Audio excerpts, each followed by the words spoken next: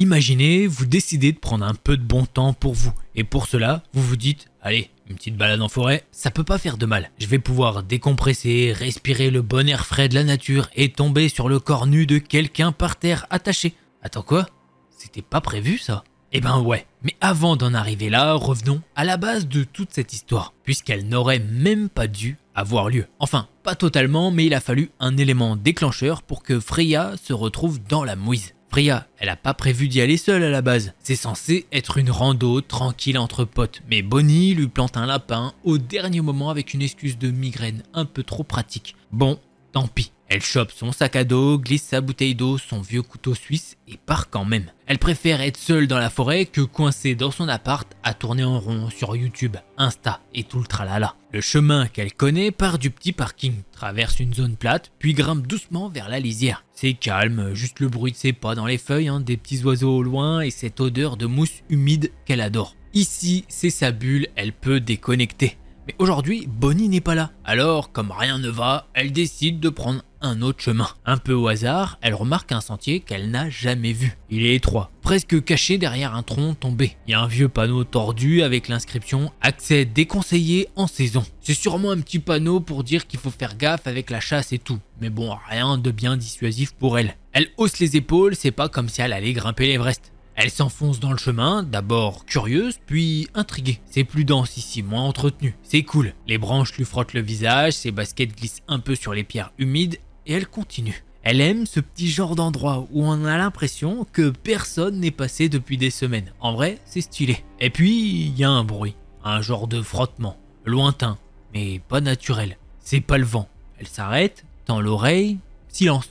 Puis, à nouveau, ce bruit, plus net. Elle avance doucement. Son cœur cogne un peu plus fort. Elle contourne un vieil arbre, pousse une branche et elle s'immobilise. Là, dans une sorte de clairière, un homme est allongé. Non, il n'est pas juste allongé, il est attaché. Il est torse nu, allongé sur le côté, les bras tirés derrière son dos et reliés à une sorte de piquet, planté dans le sol. Ses jambes sont repliées, ses pieds nus, sales, griffés. Il ne bouge pas, mais elle jurerait que son dos se soulève légèrement. Heureusement, il n'est pas mort, il respire. Freya reste figée, elle ne comprend pas, c'est pas possible, c'est pas réel. Ce genre de truc, c'est que dans les films d'horreur, ça n'arrive pas dans la réalité. Elle cligne des yeux, il est toujours là. Elle regarde autour, y a personne, pas un bruit. Son cœur tape dans sa poitrine. Elle sort son téléphone, pas de réseau. Bien sûr, elle le savait déjà dans sa tête, mais bon, il fallait bien regarder. Il y a un moment où les États-Unis ils vont devoir investir dans des antennes relais un jour quand même. Elle fait un pas en arrière. Elle sait pas quoi faire, c'est flippant. Mais elle peut pas partir comme ça. Elle a peut-être besoin d'aide, peut-être qu'il est en train de mourir là, maintenant. Elle serre les dents, se force à respirer.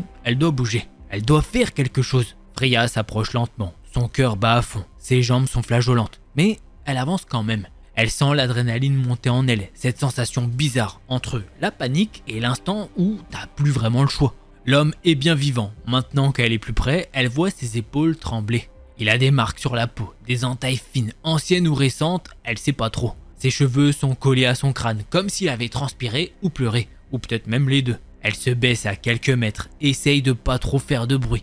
Son regard croise celui de l'homme, il lève difficilement la tête. Ses yeux sont écarquillés, rouges, désespérés. « Je vais t'aider, ok ?» Il secoue la tête. Non, c'est un non paniqué. Il agite doucement les poignets comme pour dire « pars maintenant ». Mais Freya comprend pas. Pourquoi il refuserait de l'aide? Il est attaché, il est blessé, il est seul. Chut, t'inquiète, je vais chercher quelqu'un, je vais revenir.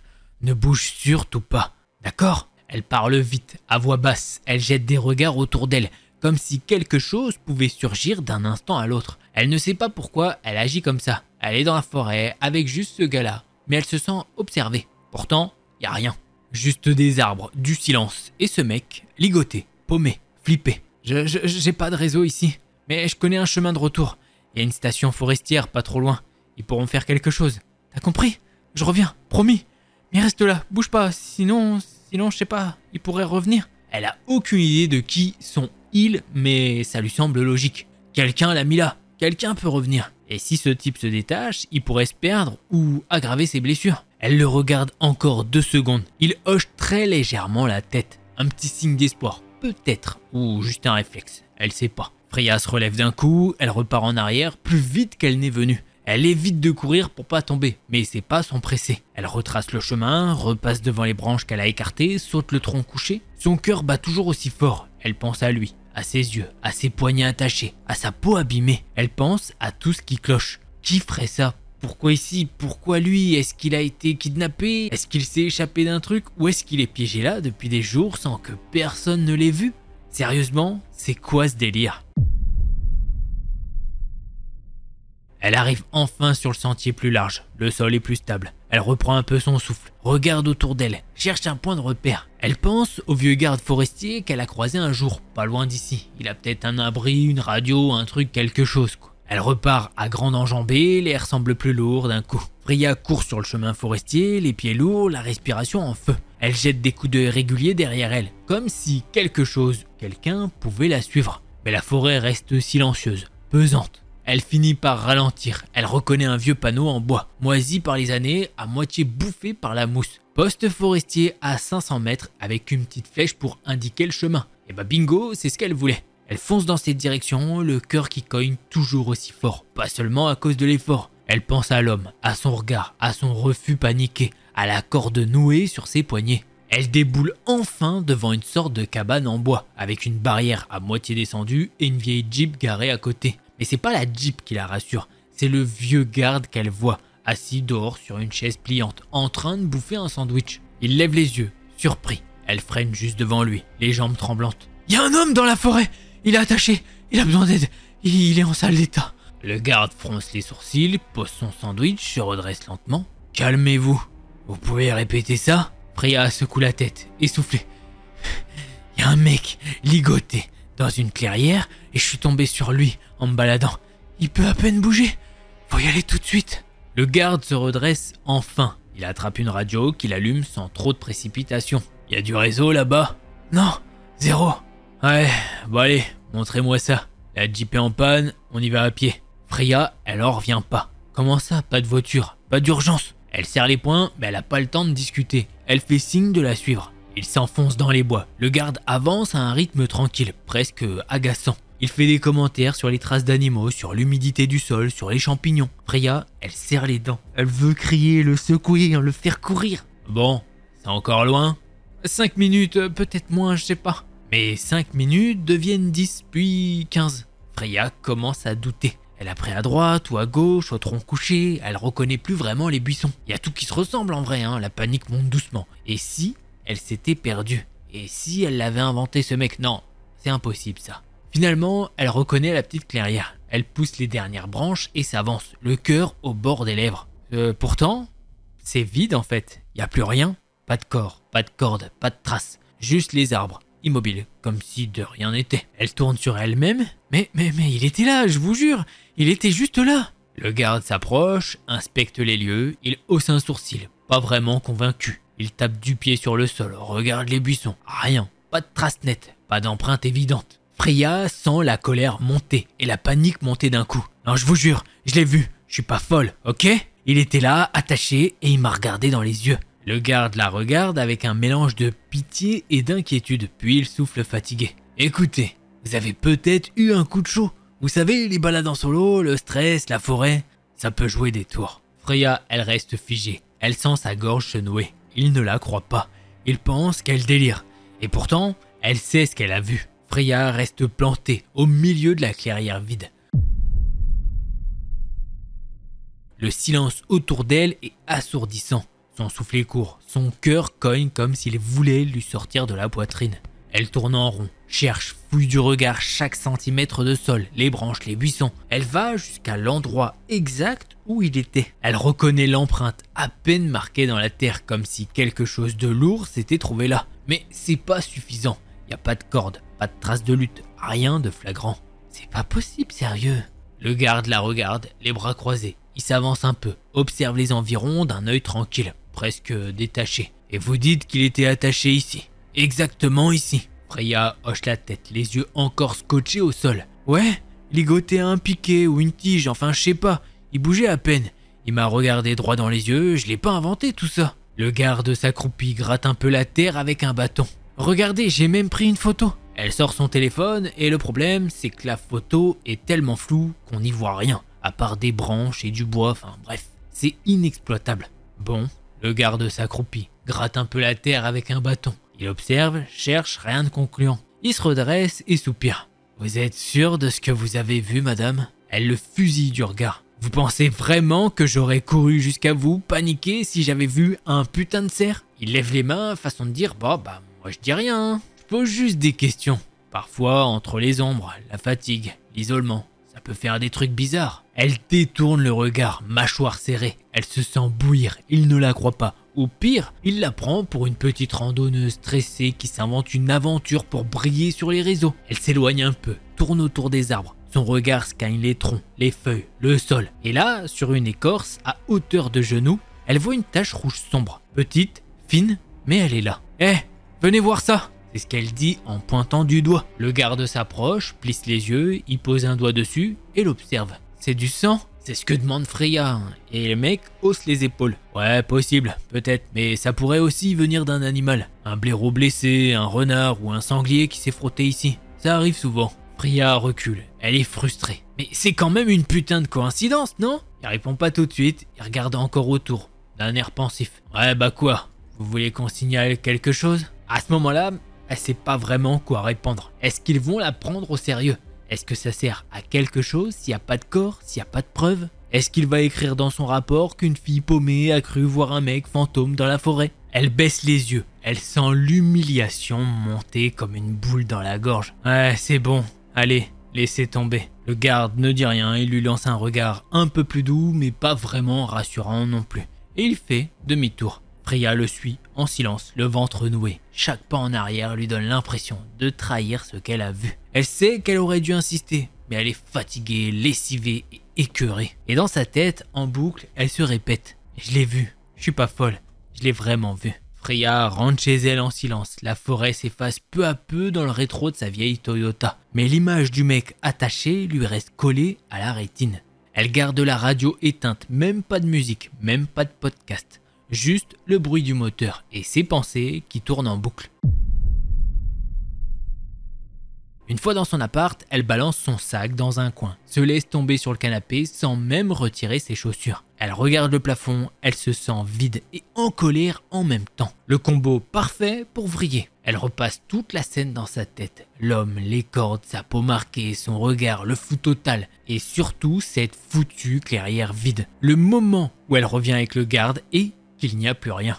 Comme si elle avait rêvé, comme si elle avait halluciné tout ça. Mais non, elle le sait, elle ne fume pas, elle ne boit pas, elle n'a pas pris un seul cachet de quoi que ce soit, même pas un Tylenol. C'est plus ou moins l'équivalent d'un Doliprane en France. Elle était pas en manque de sommeil, pas stressée plus que d'habitude. Elle est pas barjo, juste une fille normale qui est tombée sur un truc pas normal. Et le pire, c'est que personne n'y croit. Elle prend son téléphone, ouvre l'appli photo, elle avait tenté de le prendre en photo ce gars juste avant de partir. Elle trouve la photo, sauf que c'est flou, c'est sombre, c'est mal cadré, on devine une petite forme au sol vite fait, mais c'est dégueulasse quoi. Ça pourrait être un tronc d'arbre, que ce serait pareil. Elle soupire, elle efface pas, mais ça lui serre le ventre. Elle pense à appeler Bonnie, mais qu'est-ce qu'elle va lui dire? Eh super, tu m'as lâché ce matin et j'ai trouvé un gars séquestré dans la forêt, tu penses que j'ai pété un câble? Non, allez, laisse tomber. Elle pense à ses parents, mais elle sait déjà ce qu'ils diraient. T'as sûrement mal vu, t'étais toute seule ma chérie. C'est dangereux.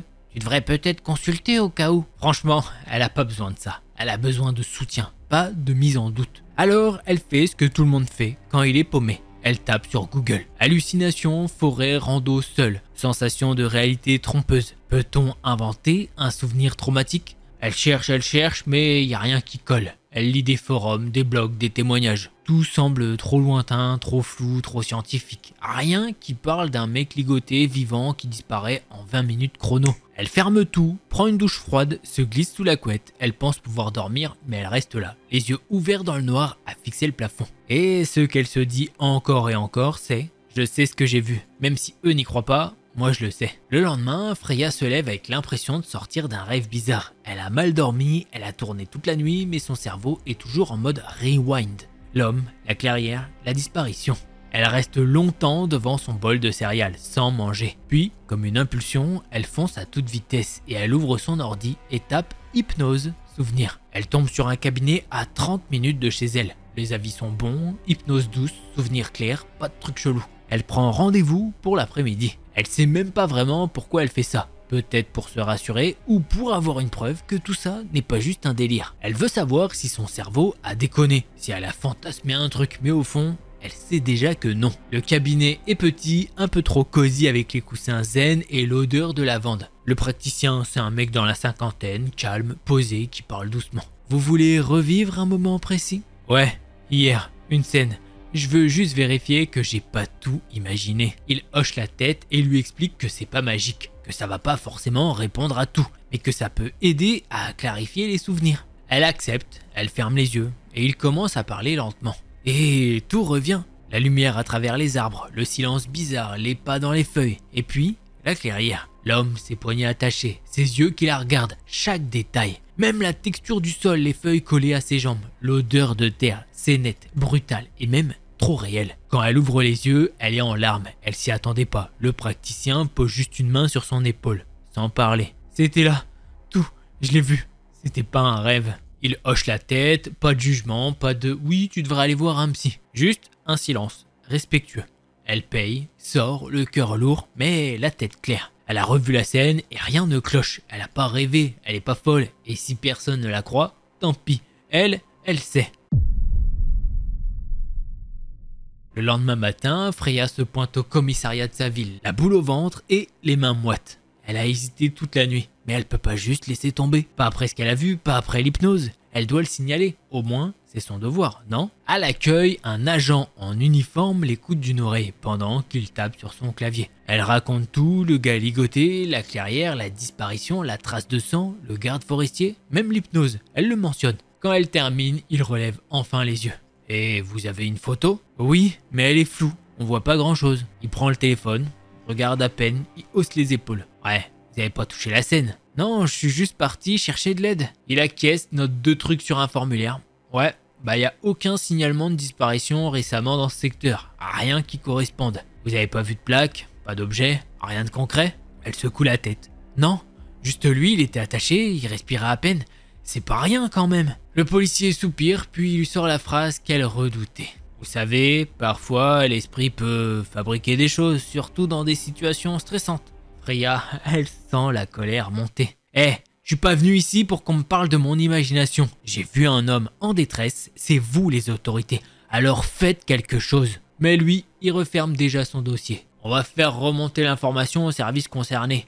Si quelque chose remonte de notre côté, on vous recontactera. Et sur le coup, elle capte pas. C'est qu'après qu'elle a capté, mais comment ils vont la recontacter, sachant qu'ils lui ont pas demandé son numéro de téléphone. Bref, ça montre bien qu'au final, il s'en foutait. Elle sort sans dire un mot. Dans la rue, elle se réconforte. Elle a parlé, elle a fait sa part. Et pourtant, elle sait que ça n'ira nulle part. Pas de disparition signalée, pas d'enquête, pas de preuve nette égale pas de prise au sérieux. Elle est seule avec son histoire et ça commence à lui peser. Les jours passent et rien ne bouge. Freya rafraîchit sa boîte mail toutes les heures. Elle vérifie ses spams, son téléphone est toujours chargé au cas où quelqu'un rappellerait. Puisque oui, sur le coup, comme je vous l'ai dit, elle avait oublié qu'elle n'avait pas donné son numéro de téléphone ni son adresse mail. Mais le vide s'installe. Aucun retour, aucun appel, aucun message. C'est bien normal du coup. Elle se décide à envoyer des mails, d'abord aux journaux locaux, puis aux sites un petit peu plus gros. Elle raconte son histoire sans exagérer, sans dramatiser, juste les faits. Elle essaye d'être claire, crédible, elle précise même qu'elle n'attend pas la une des infos, elle veut juste que quelqu'un s'y intéresse. Mais ça fait comme une pierre dans un puits, aucun écho. Elle tente aussi les réseaux, un petit post sur X, c'est Twitter au cas où, une vidéo TikTok où elle raconte avec sa tête un peu flippée et fatiguée. Y a pas de buzz, quelques likes, 2 commentaires chelous, puis ça disparaît dans le flux, comme si ça n'avait jamais existé. Elle réalise un truc dur à encaisser. Personne n'en a rien à foutre. Tant qu'il n'y a pas de photo nette, pas de corps, pas de nom, pas de sang, l'histoire n'intéresse personne. Elle n'est ni vraie ni prouvable, donc elle n'existe pas. Même ses potes, au bout d'un moment, ils arrêtent d'en parler. Certains lui disent qu'elle devrait passer à autre chose. D'autres esquivent carrément le sujet. Freya commence à douter de tout. Pas de ce qu'elle a vu, non. De l'utilité de l'avoir raconté. Elle se sent vidée, transparente, comme si elle criait dans un monde où personne n'écoute. Et pourtant, au fond d'elle, la scène est toujours là. Lui, attaché, muet, et personne qui veut la croire. Un soir, à presque 2 heures du mat', Freya n'arrive toujours pas à dormir. Elle scrolle sans but, passe d'un forum à l'autre, lit des histoires d'inconnus, des témoignages de gens qui, comme elle, ont vu un truc et que personne n'a cru. Et là, elle tombe sur un post, un mec qui raconte avoir croisé un gamin, pieds nus, en forêt, il y a 3 ans. Jamais revu, jamais identifié, personne ne l'a cru non plus. Alors, elle se dit, pourquoi pas moi? Elle s'inscrit, crée un compte anonyme, elle choisit un pseudo au hasard, pas trop voyant. Elle commence à écrire, elle détaille tout. La rando, le sentier, la clairière, l'homme attaché. Elle raconte l'angoisse, le garde, le vide. L'hypnose, les mails ignorés, les regards sceptiques, elle dit tout sans filtre. À la fin, elle écrit ça. Je sais ce que j'ai vu, je bois pas, je fume pas, je prends aucun traitement. J'ai pas inventé cette scène. J'ai même vu un hypnothérapeute pour revivre le moment. Et j'ai tout revu, dans les moindres détails. Si un jour je disparais à mon tour, c'est peut-être à cause de ça. J'espère juste que quelqu'un, quelque part, prendra un jour cette histoire au sérieux. Elle hésite, puis elle clique sur publier. Elle pose son téléphone, s'allonge dans son lit et reste là, les yeux ouverts. Elle écrit que peut-être personne ne lira, peut-être que si, mais au moins, maintenant, elle l'a dit. Et si ce type qu'elle a vu est encore en vie quelque part, alors peut-être qu'un jour, lui aussi, saura qu'elle a essayé. Et bah tu sais quoi, elle qui est américaine et qui verra sûrement jamais cette vidéo, et bah nous on te croit. En tout cas, moi, je te crois. Je suis un peu trop crédule, mais pourquoi? Je me dis, pourquoi elle raconterait ça, si tout ça, c'est faux en fait? Qu'est-ce que ça lui rapporterait? Allons, imaginons que son post il buzz un petit peu. Oh, elle fait quelques likes et tout. Bah, je peux vous dire que le site où elle a posté, bah ça lui fait pas gagner de sous avec cette histoire. Donc techniquement, il n'y a aucun intérêt de raconter tout ça. Du coup, je me dis même que peut-être je vais lui écrire un DM et lui dire bah tu vois, te crois, j'ai partagé ton histoire. D'habitude, je vous le dis, hein, je prends les histoires, j'écris pas aux gens ouais j'ai pris ton histoire, t'as vu. Moi je l'ai fait dans ma vidéo, non. Je me dis peut-être je lui dirais bon bah voilà, moi je t'ai cru, je l'ai partagé. Après voilà, je peux pas faire plus. Je suis pas enquêteur de police aux États-Unis ou je sais pas. Hein, je dis pas que c'est forcément américain. En tout cas, c'est écrit en anglais. Les histoires se passent aux États-Unis. Enfin, généralement. Là, dans l'histoire, elle parle de Tylenol. Donc c'est un. Je vous ai dit, c'est comme un peu le Doliprane aux États-Unis. Donc je sais pas s'il y en a dans d'autres pays. Je sais pas. Je vais pas aller me renseigner. Juste aller voir ce que ça. Bah, qu'est-ce que c'était. Et du coup voilà. Donc je sais que c'est aux États-Unis. Maintenant, est-ce qu'il y en a dans d'autres pays? J'en sais rien. En tout cas, histoire de fou, j'espère que vous l'avez kiffé. Franchement, moi oui. C'était un énorme plaisir à raconter. Vraiment. On va maintenant passer au second thread d'horreur. Alors, juste avant de commencer ce thread 2, je vous fais une intro. Comme d'habitude, si vous ne me connaissez pas, je suis Delcor. Et aujourd'hui, je vais vous raconter 6 threads d'horreur, dont un qui est déjà passé. Alors normalement, c'est 6, mais en fonction du programme, des fois à peu près, vous savez, en gros, j'aime bien que la vidéo fasse environ 40 minutes. C'est bien. Je trouve que c'est un bon ratio. Ça vous permet de chill tranquille, ça fait comme un épisode d'une série, tu vois. Et bah, je suis votre série, le mardi et le vendredi à 19h. Sauf que moi, je suis pas Netflix, alors le contenu, il est quand même vachement plus dur à produire. Donc, si vous pouvez me remercier avec un petit pouce bleu, ça m'arrangerait énormément.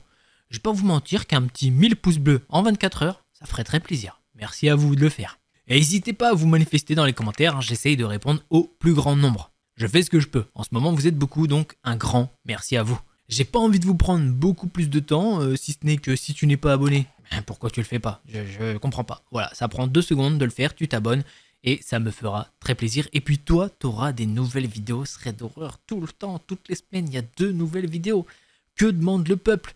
Cette vidéo, oui, je sais, il y en a, ils vont me dire, bah une vidéo par jour, ce serait trop bien. Oui, mais c'est pas possible pour l'instant. Et bah vous savez quoi, on commence avec ce second thread.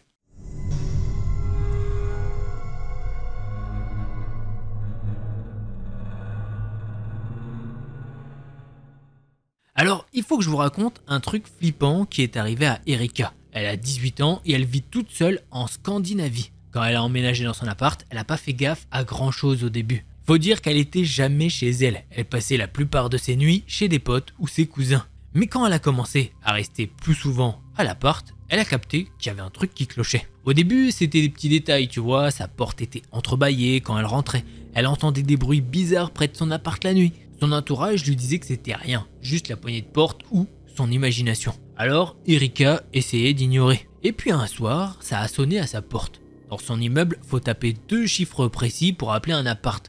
Donc ça pouvait pas être une erreur. On va dire que faut taper, je sais pas, 77. Elle a pas répondu en espérant que ce soit rien. Mais c'était pas rien du tout. Un soir, elle rentrait avec une copine et là, elle l'a vu. Un mec était devant sa porte et essayait d'entrer. Il tenait un truc dans ses mains, des clés peut-être ou autre chose. Et il bloquait de la porte de l'ascenseur avec son pied. Dès qu'Erika a ouvert sa porte, le mec s'est barré en vitesse. Le pire, c'est qu'il s'attendait pas à la voir là. C'est à ce moment-là qu'elle a pigé. Ce type sait quand elle est chez elle et quand elle n'y est pas.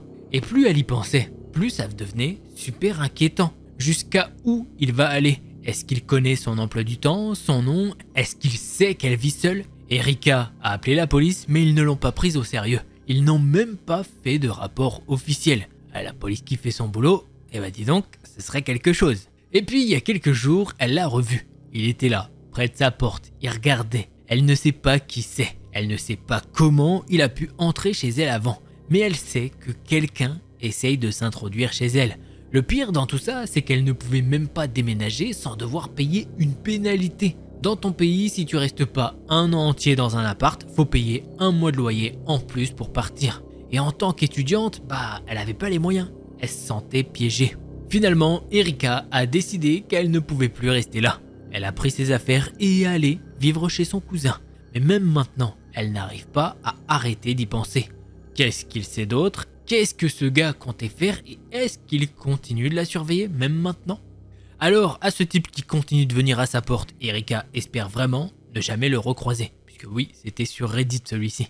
Et pour toutes les femmes qui lisent ça, elles se demandaient si elles avaient déjà vécu un truc similaire. Si c'était encore plus flippant, comment elles ont géré ça et réussi à aller de l'avant. Elles aimeraient beaucoup entendre leurs conseils ou leurs histoires si elles ont vécu quelque chose comme ça.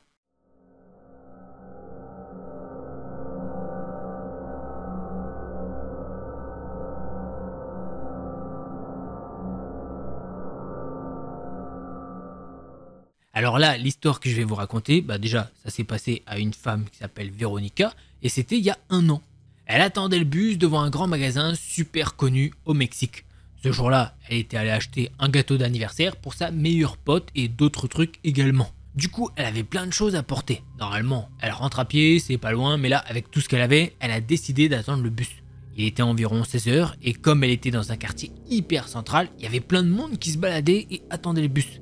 Et c'est là qu'il s'est passé un truc bizarre. Véronica était appuyée contre une vitrine du magasin avec tous ses sacs et elle essayait de faire gaffe pour pas que le gâteau ne glisse. Et là, une femme s'approche d'elle et elle commence à lui parler. Elle ne sait pas pourquoi, mais les gens viennent souvent lui parler comme ça, facilement, même si elle est plutôt du genre introverti.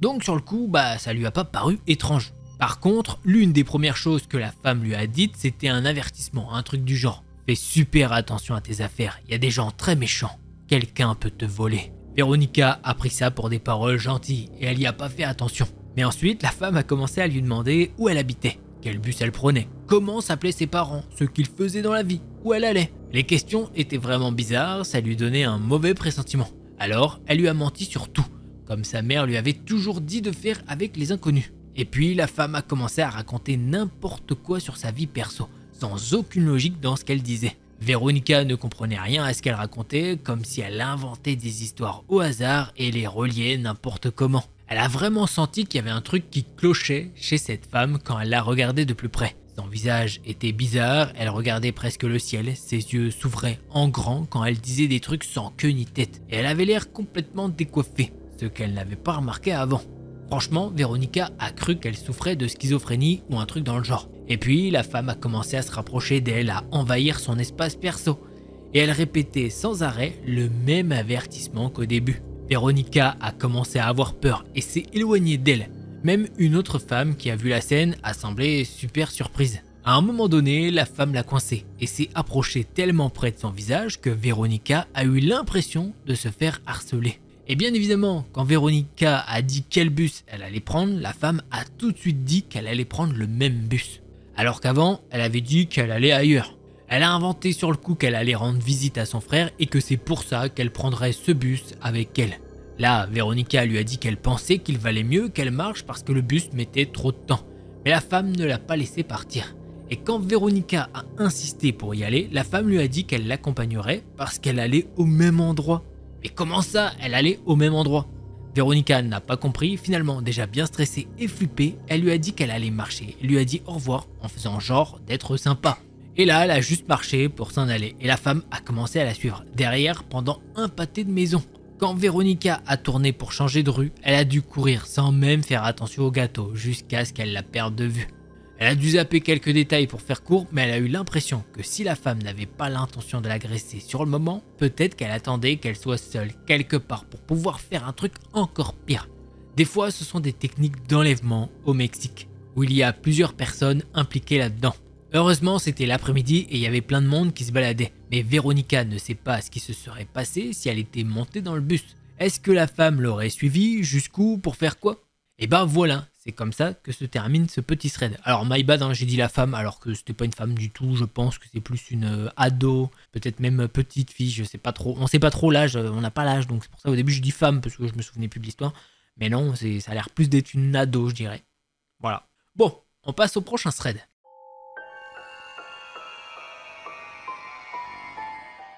Et ben vous savez quoi, Judith s'est souvenue d'une histoire qu'elle avait complètement zappée jusqu'à il y a pas longtemps. Elle en parlait avec une copine de maternelle et paf, ça lui est revenu en mémoire. Apparemment, elle était bien paniquée quand elle l'a raconté, et Judith aussi en y repensant. Ça s'est passé il y a 7 ou 8 ans, donc certains détails sont un peu flous, mais elle s'en souvient assez bien quand même. Bon, le contexte ça peut paraître pas important, mais sa famille venait juste d'emménager en Amérique, et ils louaient le haut d'une maison de banlieue normale dans un cul-de-sac, plutôt tranquille. Vous voyez le truc pavillonnaire américain classique quoi. Judith avait des potes, des triplés carrément, à genre 3 ou 4 maisons de chez elle, vraiment pas loin. Donc tous les jours, elle allait traîner avec eux. Et vers 9 ou 10 heures du soir, son grand frère, il devait avoir 11 ou 12 ans, faisait les 2 minutes à pied pour venir la chercher. Et la ramener à la maison vu qu'elle était encore petite. Un soir, il est venu la chercher comme d'hab, le soleil était pas complètement couché, mais il commençait à faire bien sombre. Ils ont commencé à descendre l'allée comme d'habitude quand son frère a commencé à jeter des coups d'œil par-dessus son épaule. Judith n'a pas vraiment capté ce qui se passait jusqu'à ce qu'il la pousse violemment hors du trottoir et entre deux maisons. Chaque maison avait une énorme clôture qui séparait leur jardin. Pas le leur par contre, et il lui a fait s'accroupir derrière la clôture. Elle s'en souvient après avoir eu super peur, mais surtout être confuse parce qu'elle n'avait aucune idée de ce qui se passait. Faut dire que son frère était un sacré farceur. Une fois, il lui avait fait croire que sa grande sœur avait planté sa voiture dans l'océan. Donc elle l'a pas vraiment cru quand il s'est retourné et a dit « Marche derrière les maisons, je crois que quelqu'un nous suit ». Maintenant qu'elle y repense, il essayait sûrement de la calmer. Mais le peu de calme qui restait dans son petit corps de 8 ans a disparu au moment où elle s'est retournée et a regardé. Le mec les avait suivis derrière les maisons et il était juste au bord, quelques maisons plus loin, près d'une autre clôture. Il portait un sweat à capuche noire avec la capuche relevée, un jogging noir et des baskets blanches. Judith a une assez mauvaise vue maintenant à cause des problèmes de santé. Mais à l'époque, c'était clair comme de l'eau de roche. Et elle pouvait voir avec une clarté terrifiante, genre il était juste là, la mâchoire ouverte. C'était flippant à mort. Elle se dit maintenant qu'il avait peut-être un problème médical qui affectait sa mâchoire. Ou peut-être qu'il était juste cinglé. Elle ne sait pas, mais à l'époque, elle aurait juré sur Dieu qu'elle voyait une sorte de démon. Bref, son frère, quand il l'a vu regarder et se préparer à paniquer, il lui a dit de courir aussi vite que possible jusqu'à leur maison. Et ils ont foncé. Aucun des deux n'a regardé en arrière, mais ils étaient terrifiés. Comme elle l'a dit, ils ne louaient que le haut de la maison. Donc le bas, avec la porte coulissante dans le jardin, appartenait à une autre locataire. Judith ne se souvient pas si elle était là ou pas. Mais elle se rappelle avoir tiré cette porte pour l'ouvrir et l'avoir verrouillée aussi vite que possible. Et quand elle a levé les yeux, il était là, dans le jardin, un peu loin de la porte, et il les regardait. Son frère et elle ont tout de suite prévenu leur sœur et leur mère. Malheureusement, leur père était en déplacement pro. Mais il n'y a rien eu de concret, jusqu'au lendemain. Ils sont allés retrouver leur père à son entrepôt qui avait une petite partie habitable au-dessus, où ils y ont traîné jusqu'à ce qu'ils soient prêts à rentrer à la maison avec eux. Vers la tombée de la nuit, il est arrivé et leur a dit qu'ils devraient peut-être attendre parce que la police était là. Il les a fait faire le tour de la petite zone pour leur montrer la police tout autour de l'arrière-cour des entrepôts. Il y en avait plusieurs alignés jusqu'à une camionnette blanche garée sur l'herbe à la lisière des bois. Comme elle l'a dit, Judith était assez jeune, donc elle ne se souvient pas de beaucoup de détails de ce qui s'est réellement passé. Mais elle se souvient que son père, qui n'avait pas été informé de la veille, leur a dit qu'ils avaient trouvé un homme et une femme dans la camionnette. L'homme avait, selon eux, la bouche grande ouverte. Il avait l'air vraiment perturbé en leur racontant toute l'histoire et ne voulait plus répondre à aucune question sur la femme. Peut-être qu'elle était morte, elle en a aucune idée. Elle sait qu'ils ont été arrêtés pour violation de domicile. Judith ne sait rien d'autre, elle n'a pas posé de questions à ce sujet et elle doute que son père s'en souvienne. Ça fait plus de 10 ans et il a presque 70 ans. Mais ça la fait flipper encore aujourd'hui. Elle n'arrive toujours pas à croire que c'est arrivé et elle n'a aucune réponse à ce sujet. Elle en a parlé brièvement à son frère en espérant qu'il s'en souvienne plus qu'elle, mais tout ce qu'elle a eu, c'est un long discours sur le problème médical dont souffrait probablement le type pour que sa bouche soit comme ça. Puisque oui, maintenant son frère est en médecine et forcément il lui parle des aspects techniques de tout ça. Parfois, elle se dit qu'il n'avait peut-être aucune mauvaise intention et qu'il était juste défoncé. Mais c'était dans le quartier le plus sûr du monde et ça n'explique pas pourquoi ni comment il s'est retrouvé sur le lieu de travail de son père. Et en plus de ça, maintenant il y a un petit edit. Si jamais ça intéresse, Judith elle a demandé un petit peu plus d'infos. Elle n'a pas trouvé grand chose mais elle a découvert pourquoi son père a déménagé de cet entrepôt. La police a trouvé un cadavre dans une voiture près de chez eux. Elle ne sait pas si c'était la même camionnette ou pas, ni quand ça s'est passé, mais voilà, l'info est là. Thread, ma foi, très flippante. En tout cas, est-ce qu'il y a une corrélation entre tout ça? J'en sais rien. On va passer au prochain thread.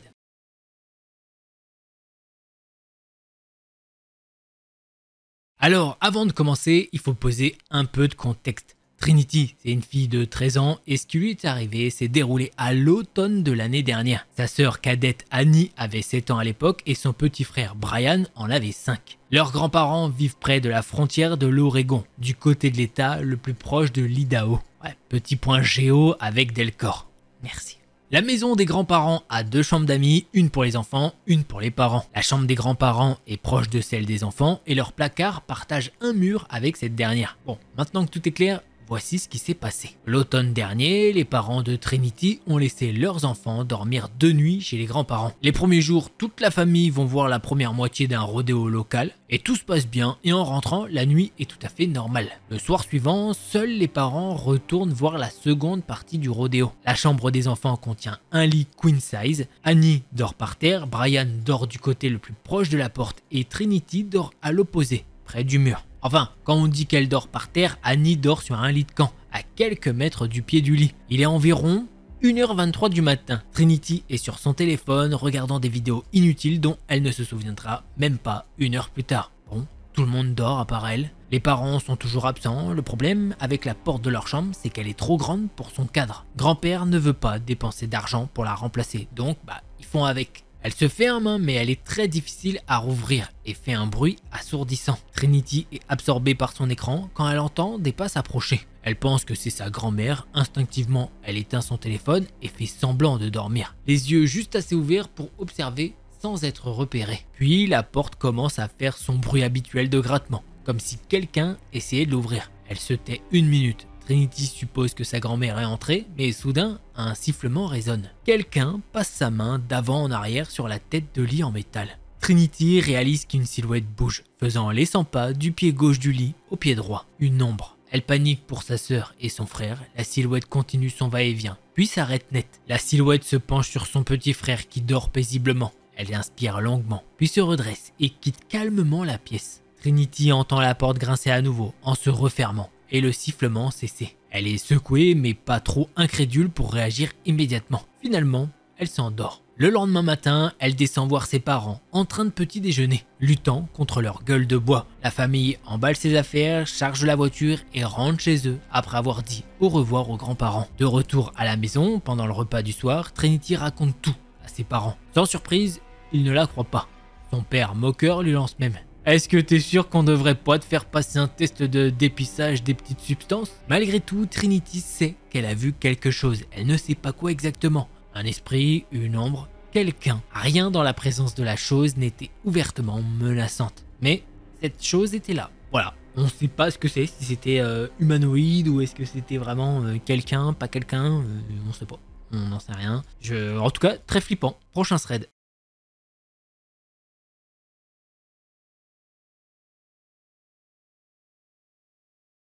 Alors, avant de commencer ce thread, je vous fais un petit rappel. Si vous n'êtes pas abonné, n'hésitez pas à le faire parce que ça veut dire que vous avez kiffé la vidéo et que je n'en doute pas, vous kifferez les prochaines vidéos. Et si vous l'aviez oublié, je sais pas, on dit que vous étiez en train de cuisiner des petites tomates, vous n'aviez pas le temps pour mettre le pouce bleu, et n'hésitez pas à le mettre si vous l'avez pas mis. Voilà. Et maintenant, ce thread, c'est celui d'une abonnée. Salut Delcor, j'espère que tu vas bien. Moi ça va, et toi? Je t'envoie ma petite histoire, à toi d'en juger si elle est assez flippante ou pas, mais moi, j'ai eu la trouille de ma vie. Je m'appelle mais je préfère rester anonyme. Je viens de Belgique, et voilà. Maintenant, je passe en troisième personne. Elle nous dit que, elle stresse pour un rien.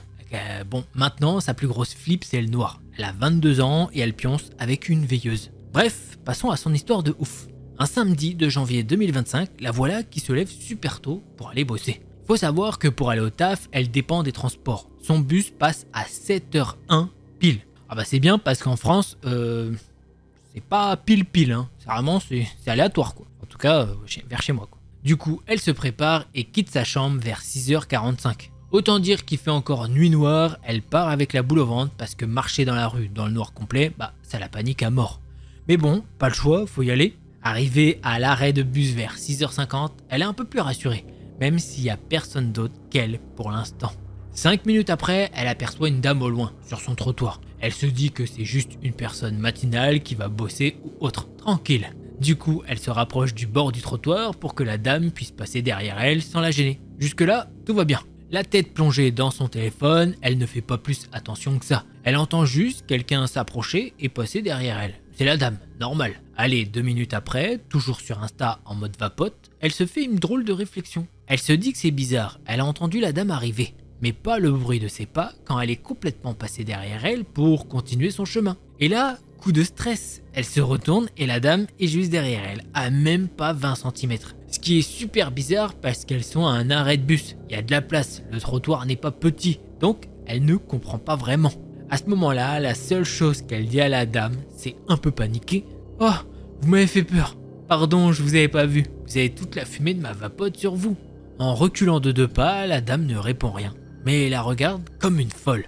Pile à cet instant, Clémentine se sent mal. Elle regarde la dame et voit qu'elle a les mains derrière le dos, qu'elle serre les poings super fort et dans une main, elle a des clés. Elle entend le bruit des clés qui s'entrechoquent tellement la dame serre son poing. Par contre, son autre main, elle voit pas ce qu'il y a dedans et elle est cachée. Il faut que vous compreniez qu'il fait toujours noir, donc son stress est puissance 1000. Elle commence à se sentir super mal à l'aise parce que la dame la fixe sans rien dire, jusqu'au moment où elle le demande. Vous vous arrêtez où avec le bus? Et il arrive dans combien de temps? Clémentine pense que c'est le stress parce qu'elle lui répond l'arrêt exact où elle descend et lui dit d'attendre, qu'elle va regarder sur l'appli. Et comme par hasard, l'appli bug. Le temps qu'elle ferme et rouvre l'appli, elle voit le bus au loin et dit « Ah le voilà !» Pendant que le bus arrive, la dame la fixait avec un regard insistant et regardait le bus avancer, en mode ping-pong. Vous voyez le genre, elle la regarde, puis regarde le bus et ainsi de suite. Et elle s'avance légèrement. Gros coup de stress pour Clémentine. Elle se dit qu'elle va la laisser passer en premier pour se rassurer, se dire qu'elle exagère, que la dame n'a rien dans son autre main, que c'est juste une femme un peu bizarre mais qui ne lui veut pas de mal, que c'est son imagination. Que pour la dame, c'était peut-être normal de se coller comme ça et qu'elle est pas très bavarde. Donc elle s'exécute, les portes du bus s'ouvrent et elle fait de la place pour laisser passer madame. Mais la dame la regarde et ne bouge pas. Clémentine se dit merde, elle monte pas. Du coup, elle se faufile en vitesse dans le bus parce qu'elle se dit que si la dame l'agresse ou l'attrape pendant qu'elle monte dos à elle, c'est la cata. Mais la dame ne bouge toujours pas. Clémentine s'assoit dans le bus et regarde la dame avec de l'incompréhension pendant que celle-ci la fixe et lui fait un grand sourire flippant, genre film d'horreur total. Voilà, toute son histoire s'arrête là, elle a flippé sa race et ça a été les minutes les plus longues de sa vie. Pour elle, c'est pas normal qu'une personne se colle à quelqu'un dans le noir alors qu'elle est de dos, sans faire de bruit ni rien jusqu'à ce qu'elle s'en aperçoive. Pour elle, c'est pas humain, faut être taré. C'était forcément pour faire peur et rien d'autre. Les questions qui la taraudent, c'est à quoi pensait cette dame? Qu'est-ce qu'elle avait dans son autre main? Quel était son but? Ou pire, et si le bus était arrivé en retard? Voilà, c'est comme ça que se termine l'histoire de notre abonné. Encore un grand merci à toi de nous l'avoir partagé. Et si toi aussi tu veux me partager une histoire, eh bien ça se passe sur delcorstory@gmail.com. Je préviens de suite, je suis un peu loin à répondre bien sûr. J'ai plein de choses à faire en ce moment. Et ben les petits potes, j'espère que vous avez kiffé cette vidéo. Si c'est le cas, vous savez ce qu'il vous reste à faire. Un petit pouce bleu et un abonnement si vous ne l'avez pas fait. Et si jamais vous en voulez plus, eh ben je vous invite à cliquer sur l'une de ces 2 vidéos là. Allez, c'était Delcor, en attendant la prochaine vidéo, portez-vous bien, tous les petits potes.